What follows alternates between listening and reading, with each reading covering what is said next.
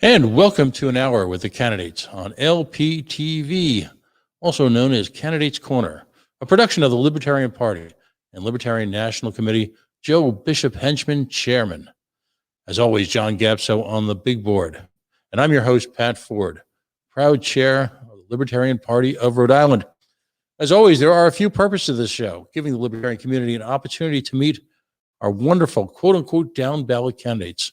We have conversations with folks running for city council, for mayor, for Congress, for House of Representatives, state senators, and well, virtually everything in between.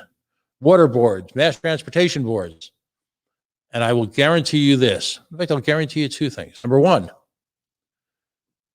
the future is now. For all those who would point to the necessity for that quote-unquote bench where candidates are running brilliant campaigns locally, being elected to, as we like to say here, steward their individual communities or the boards that they represent. Well, they're out there, and we're hell-bent on meeting every single one of them. I'll also guarantee this. Within the last year and perhaps in the coming months, we will interview at least one potential candidate or more in the years coming for the presidency of the United States. Our roster of incoming candidates is that impressive. We challenge them to incorporate what we call here lunch pail voter issues, to incorporate them through the vision of a libertarian candidate to be accessible to voters in their communities. We love economics as libertarians. We love informed conversations about the role of the individual. But more often than not, local voters are, well, they're concerned about, well, these days, everything from COVID to the economy, and virtually every issue in between as it impacts their local community. So here's an opportunity to see our quote-unquote down-ballot candidates take those issues and bring them to their community with our own special twist, the Libertarian Philosophy, the Libertarian Statement of Principles, and a sense that we serve the community, we steward the community's assets, we do not govern in the conventional sense. Yet at the same time, we are well equipped to handle the challenges that so many American cities, municipalities, towns, boroughs face in these challenged times. Finally, we seek to demonstrate the importance of virtually every candidate around the country, from Alaska to Florida, from Maine to, well, to New Mexico, and everywhere important in between. We seek to demonstrate that importance to each individual affiliate, that the candidate for mayor in Burnsville, Minnesota, who spent a weekend canvassing with virtually the entire Libertarian National Committee, is again a messenger as well as a steward for the libertarian movement. And that we need to support all of our candidates nationwide. We need to somehow, even in these challenged times, find resources, both financial and, well, sometimes it's just simply moral support. Volunteerism has gone digital. So virtually every libertarian nationally can find ways to support candidacies from across the country. And speaking of across the country, here we have, nestled in a tiny little city in the northwestern part of Massachusetts, where I've just been informed that it's a brilliant 10 degrees and sinking like a rock, sinking, if you will, like the fortunes of a former president. Someone who, yet despite living in this small bucolic burb, nestled in the Berkshires, I believe at this point is known to all of us and occupies a unique role, if you will, in stewarding a variety of communities within the National Party, the Big L, but at the same time being so true to libertarian philosophies. Of course, I'm talking about Ashley Sade. Let's just go down the curriculum vitae, as they say in universities. She's on the board of directors of the Berkshire Stonewall Community Coalition. She's commissioner of the North Adams Human Services Commission. She's an appointee of North Adams Inclusivity, Diversity, Equity, Access, IDEA Working Group. She's a North County facilitator for the Berkshire Trans Group. She's the secretary of the Berkshire Pride Planning Committee She's a leader in Way Out at Pittsfield, ERG. She's an appointee of the Libertarian Party Chairman's Task Force. She's an appointee of the Wayfair Corporate Impact Council. She's on the national policy team of the National Transgender Visibility March. She's director of education for the Vermin Supreme Institute. She's the chair of Outright Libertarians.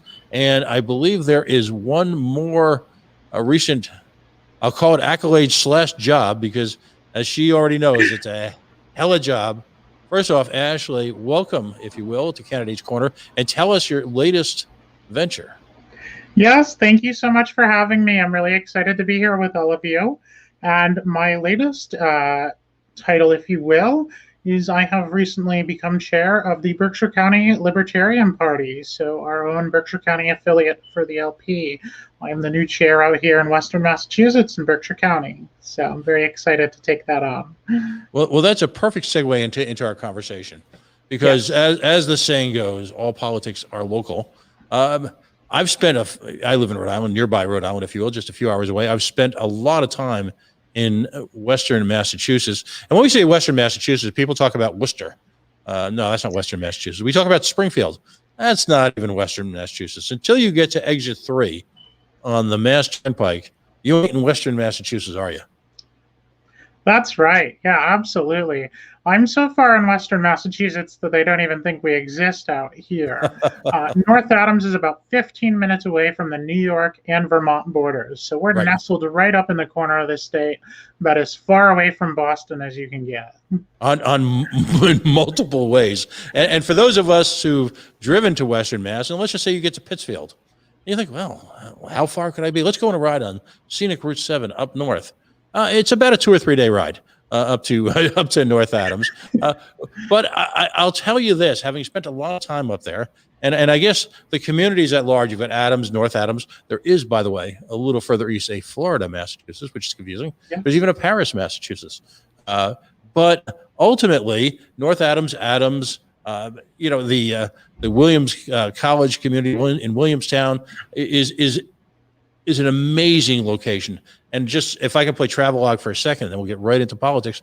You've got one of the premier art museums in the country, if not the planet, in the Clark Museum. You've got Williams College, which has been described as a quote-unquote super school. You've got Williamstown, which hosts one of the most vibrant, if you will, theater arts community on the planet every summer. And an amazing diversity of landscape, of arts, university. It's a wonderful, wonderful place that virtually no one has ever heard of. Talk to us about the challenges, by the way, then, of running an affiliate, but also in arguably one of the most progressive blue state regions within one of the bluest states, adjoining 2 of the other bluest states. What's that like? Yeah, it's interesting for sure, and it's really important. Messaging, how we talk to people who aren't libertarians is so important. And it's really important to understand the languages that these people use, because it's not the same language as a typical libertarian will use. For example, if we're starting to talk about taxation, which, believe it or not, in Massachusetts, most of the Massachusetts, even the Democrats, vote down tax increases. Massachusetts is really well known for voting down tax increases on the ballot, which is a beautiful thing. Massachusetts actually has a very libertarian-leaning view. Most of the people just don't know it yet. And so when I speak to constituents out here, when I speak to people out here, I try to speak to issues that are important to them, but in their language rather than in ours. And by doing that, I can tell them, well, you think this about taxation? Well, this is what we think about taxation. You think this about a certain issue? Here's where we stand, and I can show them the platform. But it's really important to have that initial conversation in terms that they use rather than in terms that we use. That way, they'll actually listen to you. Because if you just tell the average person that taxation is theft, while it absolutely is, that's not something that's going to get local people excited. They're going to be like, well, what does that mean? What do you mean taxation is theft? What is that supposed to mean? But if you talk to them about, if we could keep more money of the paycheck that we earn, how many more low-income people would be able to survive without having to work 2 or 3 jobs? And so it's really important that we dive into the subject and really talk about things on that local impact level, rather than just a broad statement like taxation is theft. Well, why is it theft? How does it affect the normal person? You know, we often refer to the Larry Sharp approach, if you will, of planting seeds and not needing to win arguments. Massachusetts is its own unique personality, and Western Massachusetts is ferociously independent. How important it is to employ an area so unique, the Larry Sharp method. It's really important to be able to talk about different issues and really connect with your voters. You have to be able to connect with them in a way that resonates with them. Remember, when you're selling yourself as a candidate and you're trying to get votes, it's important to be principled and it's important to vote and understand what you believe in. But it's important to talk about issues in a way that resonates with the voters.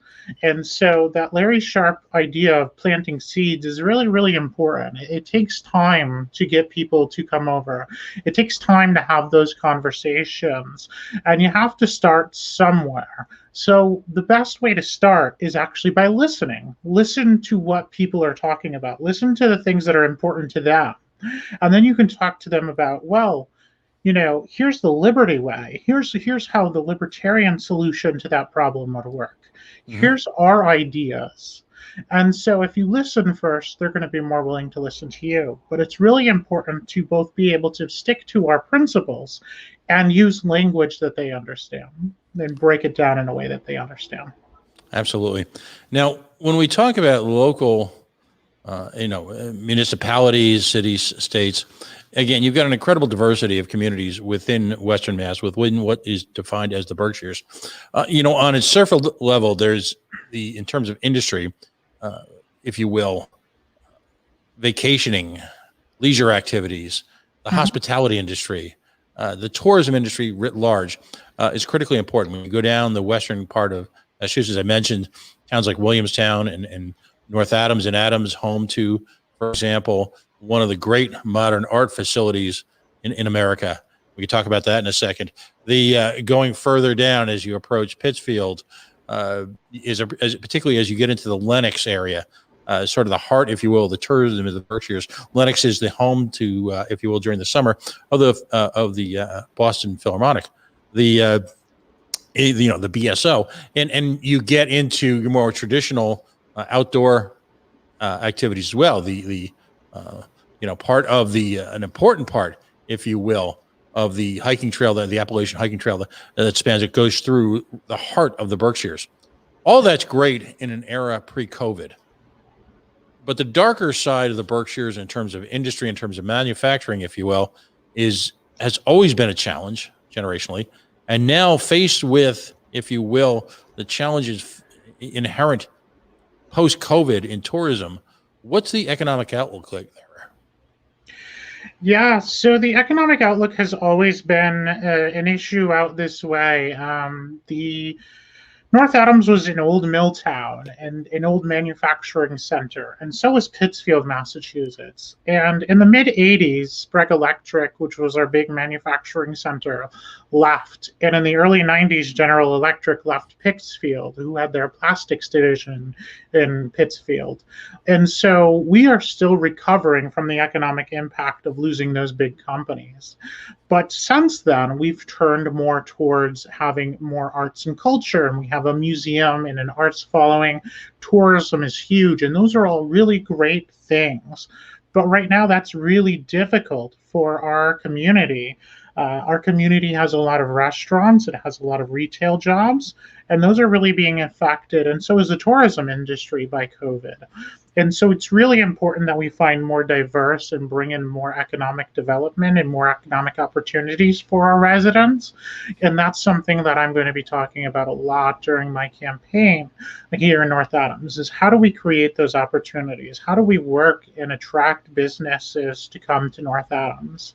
Because we really are a great community and we have a great selling point for anybody to want to come here. General Electric, in terms of impact on the greater Berkshire communities, was particularly traumatic for two reasons. Number one, it had been a huge employer, and really, one could argue, sort of the economic soul of Pittsfield.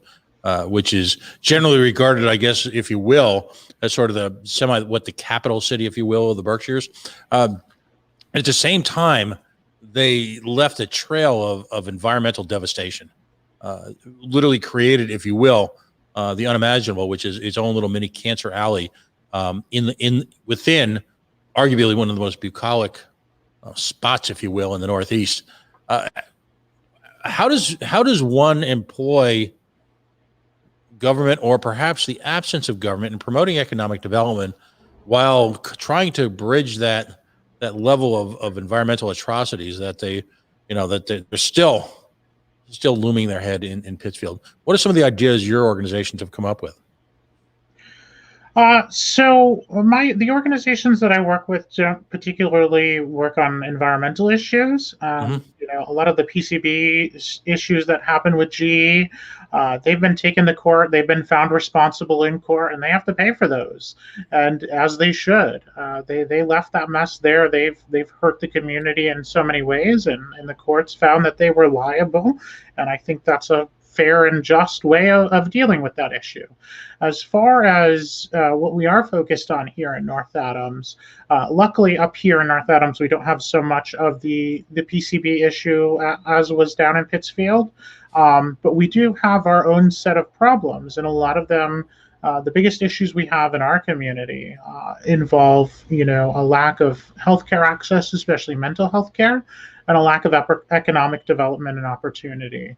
And so the two issues that are going to be the main focus of my campaign is, how do we get people to more access for healthcare out here, and how do we work and attract new businesses and new industry to our area to invite them to make this home. Mm-hmm. In what manner, in a post-COVID candidacy, have you been able to translate those ideas to the voting community and identify successfully some of the more libertarian aspects of your approach? It's got to be tough. The weather is a challenge, or at least part of the year. Can't imagine door knocking right now, really until April, May. How have you been able to avail yourself, or how do you plan to avail yourself of mass media? And clearly, you've had your own focus on developing your own social media brand. How important is that? Yeah, so the social media brand is huge right now, and that's what we're developing at this time. We just kicked off about a month ago, and we don't even take out our nomination papers till April. So we're really building our online presence in this time during COVID, because people aren't going out. There's no events to go to. There's no door knocking right now. If I were to go start knocking on people's doors, a lot of people in this area would get really upset. They'd be like, "What are you doing at my house?" So at this point, the digital presence is huge. And what we are trying to do and accomplish is create a social media following and a social media presence to get our message out there. And so far, we've had great success. In less than a month, we have almost 700 followers on a Facebook page, which is really good. We also have an Instagram and a Twitter and a TikTok page. All of our handles are A Shade for Office. You can find us on Facebook, Twitter, and Instagram, and you'll find us on TikTok soon as well. And so we really want to appeal to all people and use social media as our main communication platform for now, along with our website, which has just launched as well. So we're really in that beginning stages of getting the campaign going. And the heaviest campaigning will happen around August, when they don't actually certify the nominations until August. So we take out papers in April. They don't even certify everything until August. But our game plan is to start early and build our social media presence. That way, when August comes, people are going to see our messaging. And hopefully by then, with the vaccines coming out and with hopefully better weather, it'll make it a lot more safer to start canvassing and going to events and door knocking. I've got a wonderful team behind me of 15 volunteers, and 7 to 8 of them are right here in the community, ready to go knock doors and hammer out signs and pass out lit and help me get elected. And so I'm really grateful for the amazing team I have put together so far. And we have a lot of work that we want to do. Yeah. If you're just joining us, Ashley Shade, she's running to be a town council person, if you will, in the city of North Adams, Massachusetts. Again, a bucolic little burb tucked way up in the north corner of Massachusetts. Yet, despite the fact that it's in somewhat of a quote unquote remote area by, say, big city standards, Boston, Hartford, New York, it faces the same exigent challenges that communities around the country do: economic development, weathering the COVID storm, it's employment, healthcare, mental health care, particularly exacerbated by the remote nature of the community, and also the quite frankly the difficulties of living in a COVID era. Again, challenges that are not unique to them, but perhaps in certain cases more of a challenge locally than in other parts of the country. Let's talk about the race itself. How many folks serve on town council? How many folks are running, and what are the mechanics, and when's the actual election? Yeah, so there are 9 seats up for grabs, and all 9 seats are elected at the same time every 2 years. There are not an official number of declared candidates yet because, again, nomination papers don't even come out till April. The election itself will be in November. Mm-hmm. If there are more than 16 candidates, we will have a runoff in September to narrow that down. But I would expect on average, it's usually between 12 and 16 candidates for 9 seats. And roughly how many voters have you seen come out in recent elections in terms of the turnout during the presidential election, perhaps? Yeah, the turnout for the presidential election was actually pretty high. We have 13,000 residents, and I believe over 5,000 people voted in North Adams, wow. Which is pretty good. I expect that to win a council seat, our magic number at minimum would be 1,700 votes. My target goal is blackjack, so I want to hit 2,100. Mm-hmm. And I actually ran for city council 4 years ago in North Adams, and I did not have a team. I had no financing. I had no signs. I had no website, and I got 700 votes. And so 2,100 is very doable now that we have a team, we have a website, and we'll have the resources to get signs, to have literature passed out, to run some TV and radio ads. Our goal is to raise $5,000 for the campaign. And nobody spends more than $2,000 here. And so with that type of goal, we can easily accomplish all of the reach that we want to get and be successful. And I have a really good chance to win this election. Excellent. Now, and let's step back for a second, because there are certain key points that we on this show, through the participation of all of our wonderful down ballot candidates over the last year, are identifiable. First of all, a relatively early start. Yes. You've achieved that, and that, as simple as it may sound, isn't. So many folks get off to a late start, and it makes it difficult for them to actually, if you will, incorporate the type of organization that you need into a campaign like this, particularly one that's going to be so balkanized, for lack of a better term. You're going to have 15 or 16 people running. There's the presence of wild cards, last minute issues. If in fact you're scrambling to organize a few months beforehand, you're not going to be in a good place to address those. Number 2, fundraising. There are a lot of folks in our movement, and I love them all, but they see money as the root of all political evil. And I get that. That's a difficult for a movement that's based in a real philosophy to overcome at times, but it's critically important. In a field of 15 or 16 folks, you need to differentiate yourself, even if you've got an established presence in the community, as Ashley surely does, which of course lends to the next point. You've got that prior investment in the community. You're not just showing up, hey, I'm here, I'm going to save you, when in fact you don't have a record of community involvement. You don't have a record of interfacing with literally every aspect of a community. North Adams is not unlike any other town. It's got personalities, movers, shakers. It's got sub-communities, whether it be churches, political organizations, the Little League, the Rotary, all of that. And in running a campaign, one has to have us be in standing with them at some point. They need to understand what your perspective on local government is. So in terms of all the benchmarks, you're nailing every one of them. You've already aggressively pursuing a social media presence, which in the age of COVID is more transcendent than ever. And so this is a case study on how to kick off a campaign. It really is, and I applaud you for that. As I pointed out, a number of other candidates around the country, it's a recipe for success. Understanding that the real battle is coming up, but laying the groundwork right now. Do you have a campaign treasurer yet, and a campaign manager? Or are you still filling those out? Yeah, so I do have a campaign manager, and I currently am doing the treasury work as I have actual experience doing campaign finance. I'd love to find a volunteer to come join on. So if you have treasurer experience and you want to come help out, campaign finance reporting for my campaign is very easy in the city of North Adams. We only have to file 3 reports. The first report comes if there's a preliminary. We have a report due in September. If there is no preliminary, our first report's not due until October, which is a certain point of time before the election. And then we have one final one after the election, and then finally an end-of-year report. So it's literally 3 reports that we'll end up doing, 4 potentially if there's a runoff, if we get more than 16 candidates. And so it's going to be a very easily filing.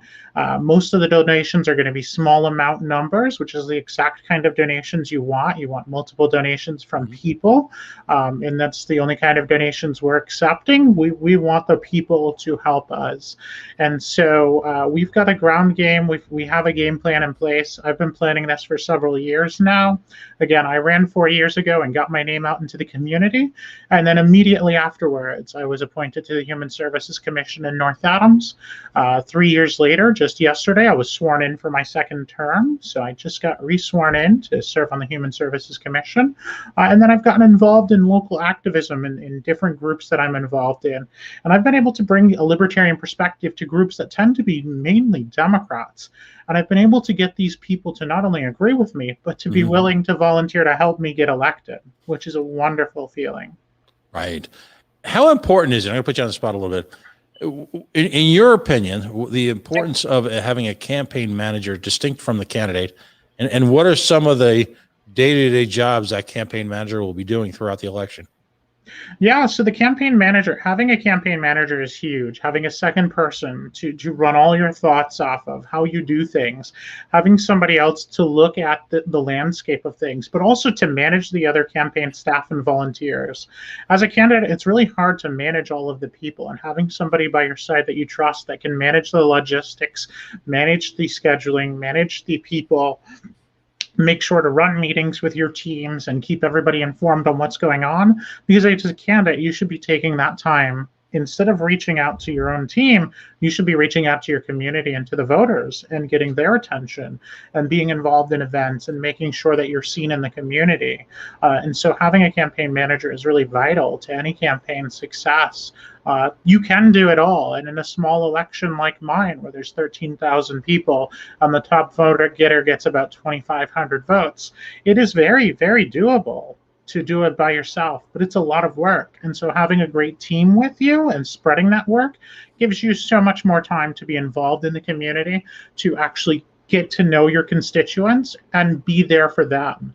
And that's what it's really about. When you're running for office, you're there to represent your constituents. You're there to represent the people. And if you're not going to be present in your campaign, talking and representing the people, then how can you be present if you're actually elected? Right.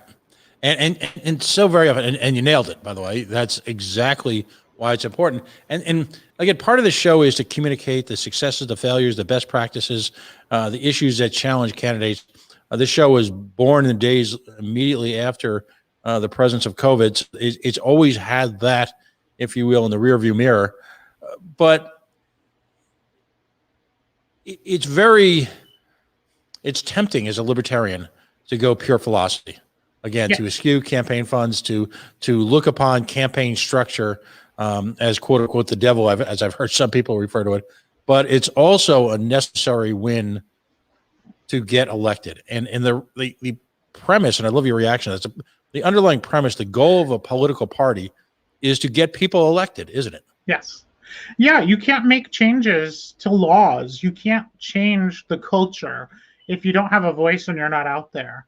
And so if you really want to make a difference in your community, if you really want to change that ordinance, if you really want to try to change taxes in your community, if you really want to try to change zoning regulations, if you want to make things better for small businesses and more friendly, you have to be in office to do that. You have to be able to vote on those issues, and you have to have people in office that will represent those values. If you don't get people elected, the same people that keep getting elected are going to vote opposite of you. So you've got to go out there and put yourself out there.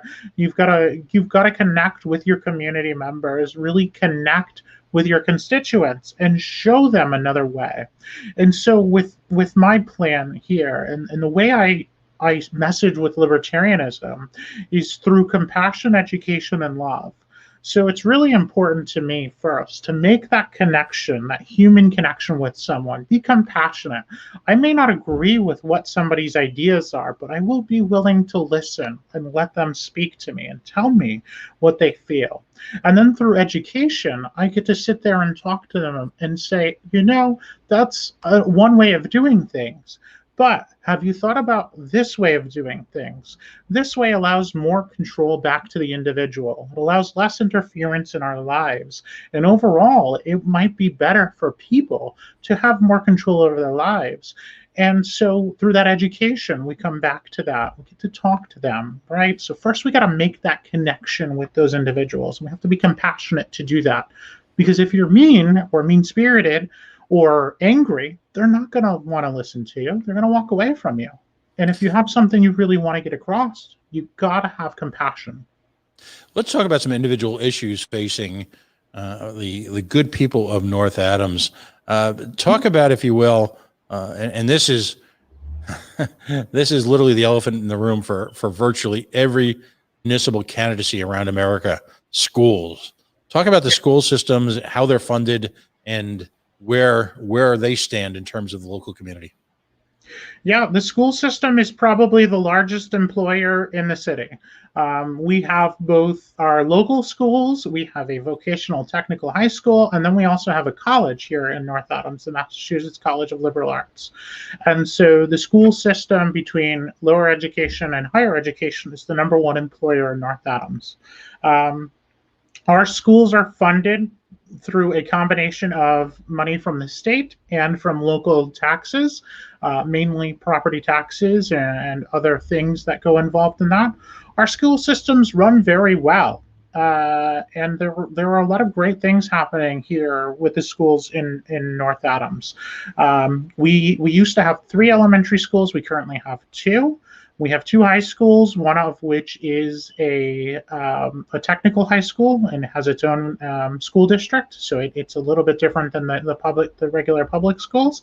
And then we have 1 elementary school that goes all the way up through 8th grade.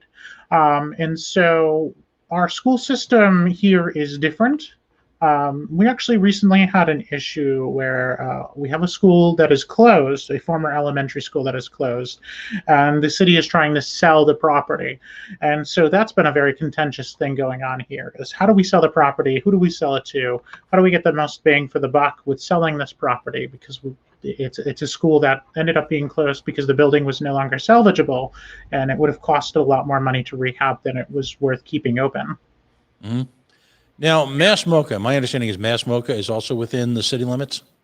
Mass MoCA is here in North Adams. It is the largest contemporary arts museum in the entire country. And so Mass MoCA has been a huge part of North Adams for the past 20 to 30 years.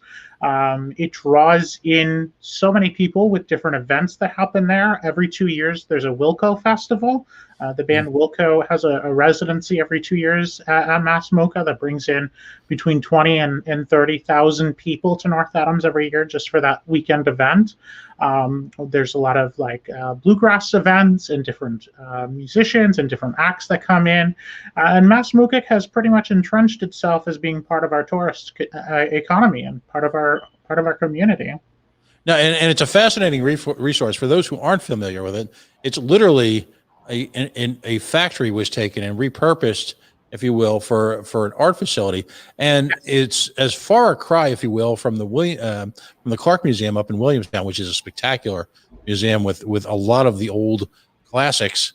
and some of the old masters in, with pieces in residency, because essentially it's not even art per se, it's installations. And so it's performance art, it's visual art, it's art of every imaginable background. Annie Lennox, for example, I believe she may still be in residence, but she was in residence for quite a while. So you've got this resource, which is now well established, I would even say internationally, in terms of being a unique facility of its type. Is attendance up, or is this just something that can be additionally leveraged? I mean, there was, at the time that I've been to visit, there was a number of locally based bread and breakfasts, not a huge hotel presence per se. How can that be leveraged at a higher level to bring employment into the town? Yeah, absolutely. So Mass Mocha has been a huge draw to bring employment into the town. Right across the street from Mass Mocha used to be a housing unit that was basically falling apart, and that was then rehabbed and rehabilitated into what's called the Porches, and it's been turned into a bunch of like inns type hotel rooms.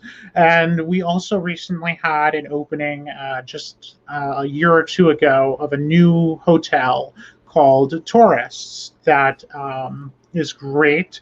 It actually was invested in by one of the band members from Wilco, and the Mass Mocha, the arts industry, has brought a lot of attention to North Adams, and it's also helped us learn how to rehabilitate these old mill buildings that are no longer being used, these old manufacturing buildings. And so just a couple of years ago, a different manufacturing building it's now become a Greylocks work project. And that project has brought in 10 to 20 different small businesses, and it's still underway. It's going to be turned into a bunch of different types of businesses there. We've had some breweries come into that space. We've had some vendors for like organic different foods. We have a big event hall space there. And so the Mass Mocha experiment has not only taught us how to use these buildings for art, but also how to rehabilitate these buildings and make them viable for small businesses to come in and be a part of our community and help us grow as well. As a libertarian, how important is that private industry, that private market, that private finance, that personal risk capital, that bootstrapping, all of that in reviving a wonderful community like North Adams? It's everything. It's everything. And it's really important that we have a bunch of small, diverse businesses here. We've learned our lesson. We had the big manufacturers here.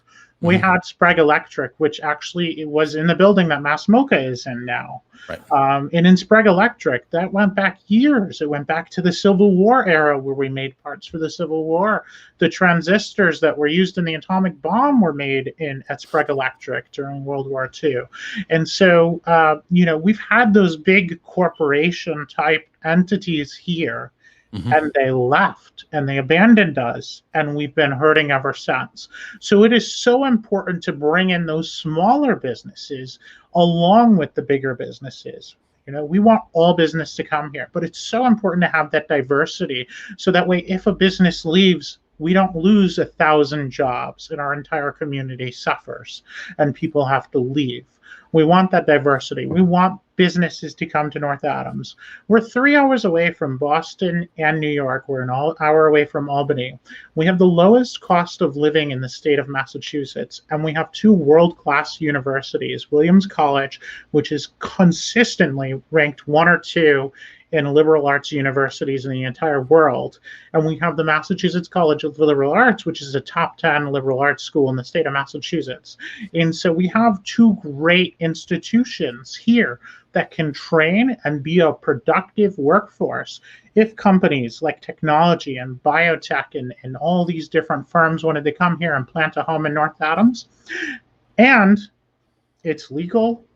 Weed is legal here in Massachusetts. So with the legalization of marijuana, you can purchase marijuana here, you can consume marijuana here, and we would make a great community for a grow center as well.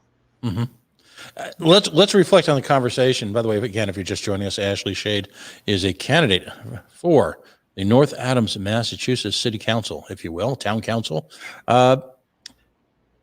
Having that in sort of encyclopedic knowledge of local issues, the institutions in the community that are working, perhaps an understanding of the institution of the community that might not be working so well. Again, critical, because of that means you've already communicated effectively with the members of that organization, the people behind it. And at the same time, you can talk intelligently with folks about where there are opportunities for improvement. All of this points to, again, stewardship. We like to say on this show, you're not elected to govern, Ashley, you're elected to steward people's personal resources and as they've brought them to the town of North Adams. And you're there to, I believe, more to be an advisory role to usher in, if you will, improvements for the community without imposing them. What's the political culture like in North Adams? I mean, has there been a dominant party? Have there been a dominant cast of players, the usual suspects sometimes as we refer to them? Yeah, so up until 2009, our mayor, the former mayor at that time was John Barrett, and he had been a 12-term mayor. So he had, up to that point, served as mayor for 24 straight years. And so in our city, the mayor is the one that sets the agenda. The city council votes on things, but the mayor is the one that proposes policy and sets the agenda for the city. And so since that time, we've had 2 other mayors. And John Barrett is actually our state representative now. So he's a career guy that's been in politics forever. And he's your typical politician. And the city has kind of gotten away from those typical politicians in the past decade, which is wonderful. We have a very select few groups of different subsets in North Adams, population, different needs, different ideas. But one thing that we all agree on is that we need better economic development for our residents and for our people. The average age here of the residents in North Adams is almost 45. We have an aging population, and the young people leave because there's no economic opportunity here. It's very hard to find economic opportunity in the area. And so we have to focus in that area to improve all the other situations and quality of life. And as we continue to do that, as we build relationships and sell the city and work with our partners out there in the community, that's how we make a difference, and that's how we make the lives better for the constituents of North Adams. And as an elected official, that is your job. Your job is to represent your constituents. Your job is to help your people. And I firmly believe that. And I'm running for office because I want to help people, and I want to see people be able to lead a better life. And I believe that being in office will allow me to do that because I can help make them freer, and I can give them more opportunities to help themselves, while also selling our city as a marketable place and helping recruit and bring new business here. You just stepped right into one of my favorite lines about politics and quote unquote community service. You're there to help lives, not get one. Wish I'd thought of that, but I think it pretty well sums up an entire generation of, and we're using the air quotes here, community leaders, very often with their own personal gain primarily at stake. You recognize also a very important point, which is that by making your community more competitive, more attractive, then people, and sort of a final reaction to that. And of course, we as always want to give you an opportunity for what we call here shameless self-promotion. But how important is it for people to want to come to the community as opposed to using sort of the old staid techniques of writing a check so they'll come?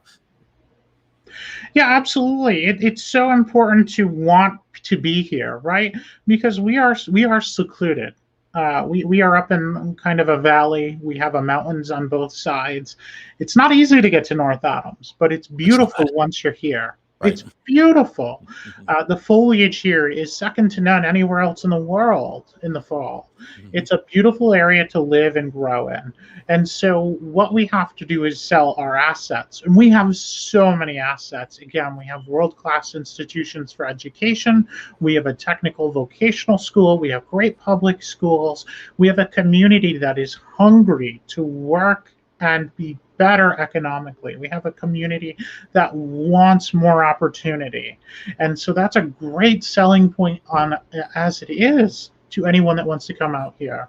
You throw on top of it the lower cost of living, the better quality of life that the employees can have from those businesses. The cost of living is so much cheaper here than it is anywhere, even inside of Worcester. And so the amount of money that can be saved there alone and still be able to have good paying jobs, a great quality of life, a great place to raise a family.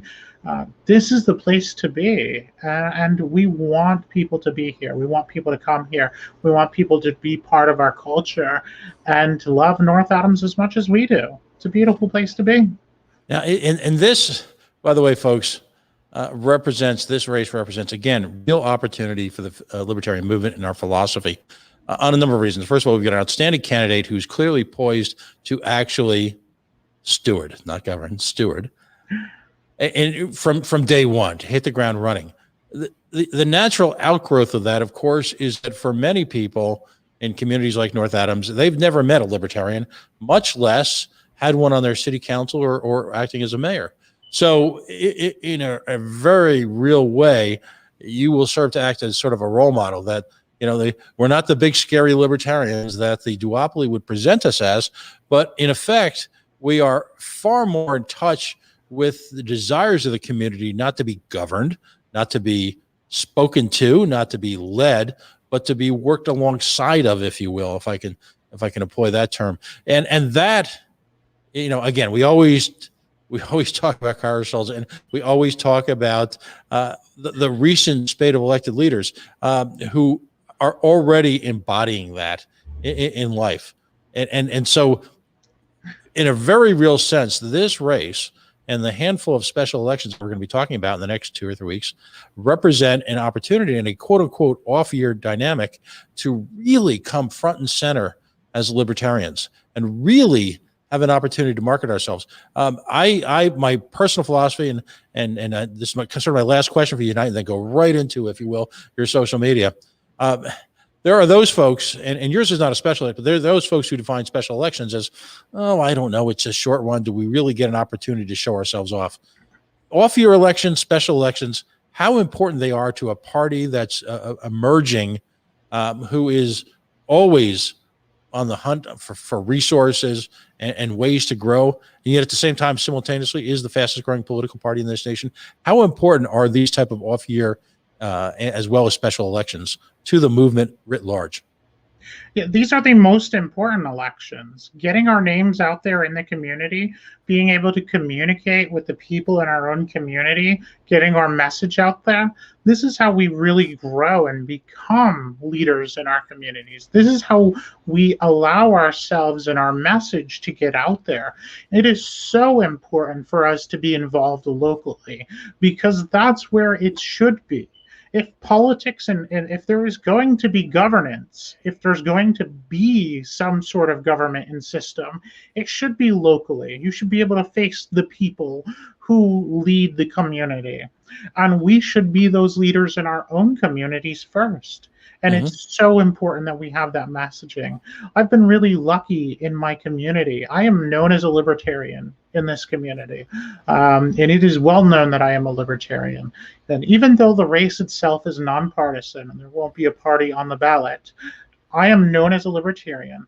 And not only am I known as a libertarian, but I'm still an activist that gets invited to be involved, that gets appointed to commissions, that gets into the press. I've been, over the past several years, I've been on the front page many times. I get interviewed by the press. They come looking for me because I'm an actively involved person in the community. And that's the most important part. The best way to spread liberty is to be involved in your own communities. Do the work. Show people that you want to help and better their lives. Show people that you want to help and better the community. If you're willing to do that, people will listen to your message. They will listen to your ideas and they'll say, you know what, that's true. And look, you're an example, you're doing it. So don't just lead with thoughts. Don't just lead with your theories. Don't just lead with words. Lead with action in your own communities. And if you do that, you're going to be considered a leader. You're going to make waves. You're going to get elected. And once we get enough libertarians elected at the local level, then we can keep building up to the next level, the state level, the federal level. And that's how we start making the real changes. But we have to start at home first. We have to start in our own backyards. And so that's what I'm doing here. Give us the full rundown. Again, our favorite part of the show, shameless self-promotion. Yeah, so again, my handle is A Shade for Liberty. I am on Twitter, I am on Facebook, and I am on Instagram. My website is ashleyshade.com. You can go there and donate. Again, we need about $5,000 to win this race. We're looking to use that money to create literature, to have yard signs, to do some TV and radio advertisement, and maybe even get a billboard. And with that kind of money, we can be absolutely successful. And again, building those relationships in our communities is the best way to get started. So if you're thinking about running for office, now's the time to start getting involved in your community. Find a local organization that you believe in. Find an issue that you're fighting for and join them. Get your name out there. Be a voice. Be good in your community. Do something that helps the people. And then go run for office, because they're going to respond to you if you're out there helping them. Excellent. I'd like to put out this idea, if you will, into the community. Around the country, we've got what I'll call Outposts of Liberty. You know, the town that always comes to mind, the town that I've had the opportunity to visit, is Burnsville, Minnesota. And there are so many. When you look at Tricia and Kalish and the growth in Wyoming with Marshall, all of these folks are Outposts of Liberty. And it begins that way. We get Ashley Shade elected to be a town council person in North Adams, Massachusetts. The halo effect will engage all of New England, because we could look to a local success story, proof of concept, if you will. The notion that the Libertarian Philosophy, our statement of principles, which is our compass, if you will, for stewarding local communities, is given an opportunity right in our backyard. Getting Ashley elected, like all of the folks that are running and all the folks that we've had on the show, implants, if you will, in New England, something that we haven't been able to see a lot of. Elected libertarians, just simply being libertarian. Yes. So let's run with Ashley's campaign. All of the folks who are running in special elections, we'll continue to have them on Kennedy's Corner every Friday night. Folks, as always, we know that life is a challenge right now for all of us, that COVID presents a real danger to our homes, our, if you will, the local economy. That's been exacerbated by government's reaction to it. So we are all challenged for resources. But we've got a goal here in New England to build that Outpost of Liberty, and it's $5,000. And if folks from around the country, and this is one of the purposes of the show, I mentioned that in the opening comments, if folks can a few dollars, you know, if everyone who listens to the show, and we've been blessed, we've had thousands of people listen to this show and listen to our wonderful candidates. A little bit goes such a long way in an election like North Adams, and creates so much opportunity in the future, not just for the individuals running for office, but for our philosophy at large. So I encourage you, Ashley, it sounds like you've got an outstanding beginning to a winnable race in a part of the country that is, well, it might have been the birthplace of liberty, but we can all argue in a different show and perhaps over a few beverages that, well, let's just say New England may have deviated just a little bit from our origins as a country. Just saying. So let's take that necessary first step. Let's get Ashley elected. Let's get all these folks who are running down ballot off of your races elected. And let's continue the movement moving forward. Ashley, again, thank you so much for taking the time to join us tonight. And always the best of luck for all of you. Absolutely. And thank you so much for having me. And I just want to end with this. The tagline for my campaign is that love is the brightest flame of liberty. So go out there and show people love. Show people compassion and kindness, and be willing to teach them. But most importantly, care about the community and care about the people in it. And if you're authentic and you show them that you care, and you show the people in your community the love and respect, you're going to be seen, you're going to be heard, and you're going to win, just like we are. So thank you so much to everybody tuning in. Thank you to anybody who supports. I love you, and I hope for the best. Thank you so much. Excellent. Well, thank you for all for joining us tonight. You've been listening to An Hour with the Candidates, also known as Candidates Corner on LPTV, Libertarian Party Television, a production of the Libertarian Party and the Libertarian National Committee. Joe Bishop, Henchman Chair. A big thanks to John Gapso, who as always runs the big board. I've been your host, Pat Ford, and we look forward to seeing you next Friday, 9 o'clock Eastern, and around the country. Folks, if you're interested in joining us on the air and you're running for office, you're actually contemplating office for the next even year, if you will run, please reach out to us. We're all over social media. We'd love to have you on. We'd love to have this type of conversation with you as well. Have a wonderful week. We'll see you next Friday night.